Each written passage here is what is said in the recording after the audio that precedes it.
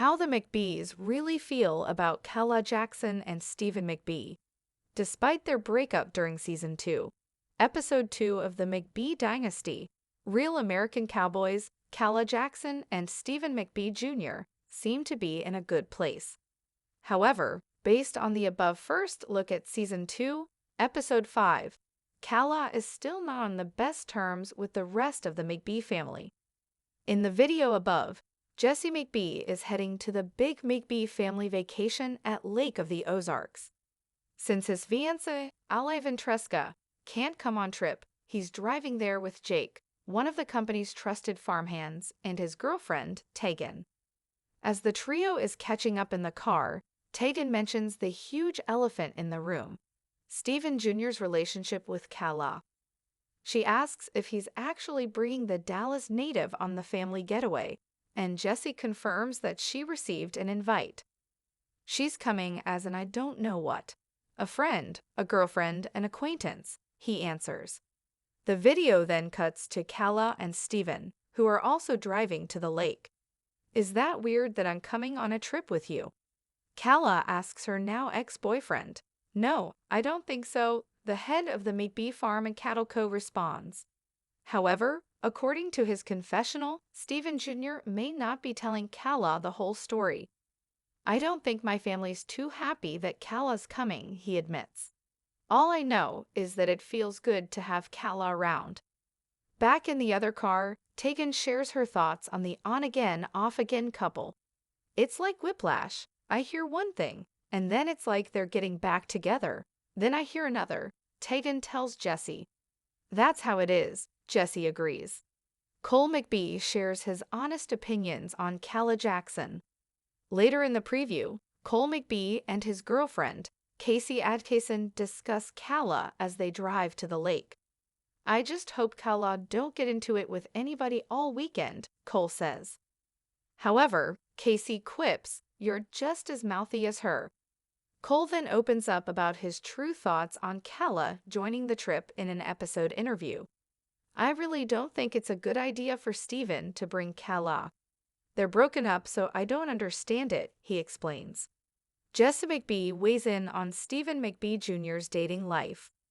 While chatting with Jake and Tegan, Jesse gets honest about Stephen Jr.'s dating habits. I think he likes being told what to do, kinda, Jesse says. Like he doesn't like being the controlling one in the relationship, 'cause he's always had women that are kinda, not walk all over him, but are definitely the ones that kinda wear the pants in the relationship.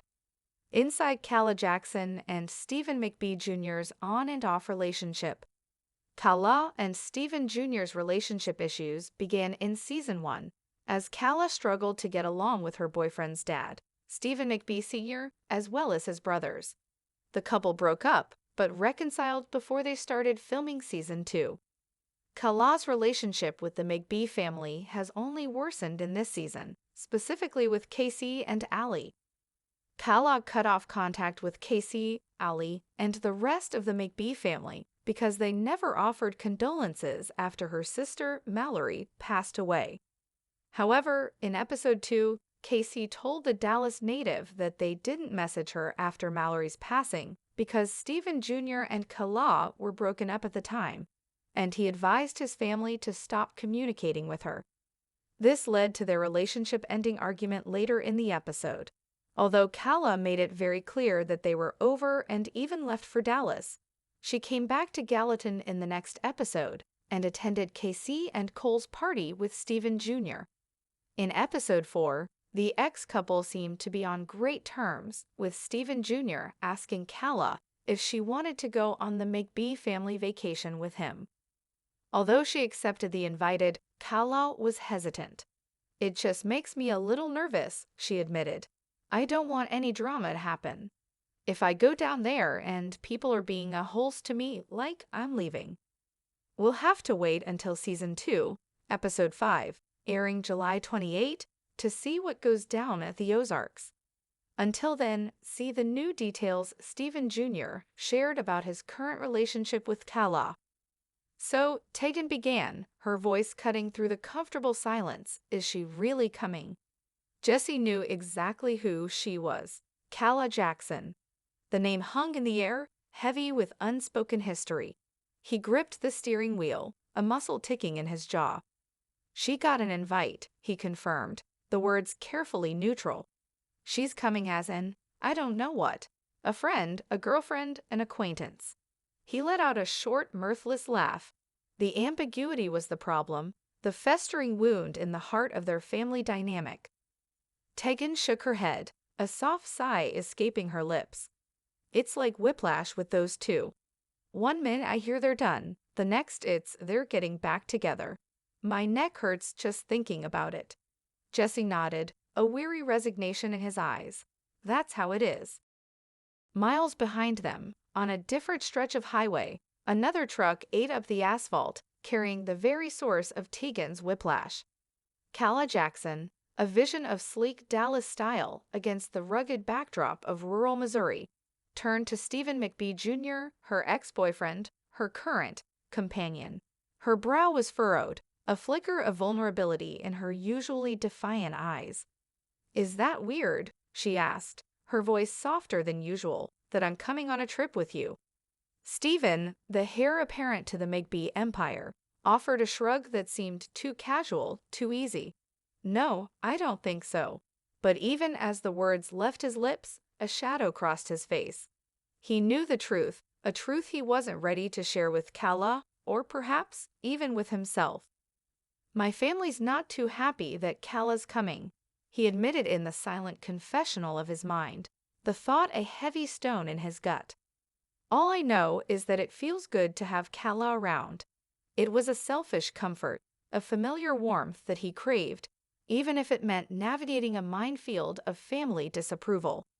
He'd always been drawn to women who wore the pants, as Jesse so astutely observed, women who challenged him, who weren't afraid to speak their minds. Calah was certainly that. But her fiery spirit, the very thing that captivated him, was also the spark that ignited the family's ire. Meanwhile, Cole McBee, Stephen's younger brother, was having his own pre-Ozarks reckoning with his girlfriend, Casey Adkisson. Their truck, dust-caked from the farm, bounced along the gravel road. Cole, ever the pragmatist, voiced his primary concern. I just hope Calah don't get into it with anybody all weekend.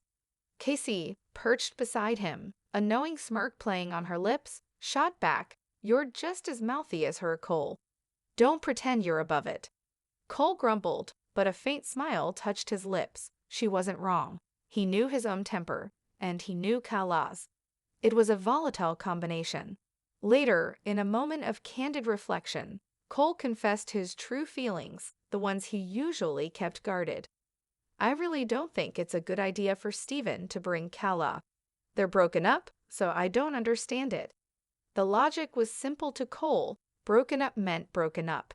The emotional entanglements, the lingering feelings, the complicated history, those were Stephen's burdens, and now, it seemed, the family's too. The history, oh, the history. It stretched back to season 1, a tangled web of misunderstandings and clashing personalities.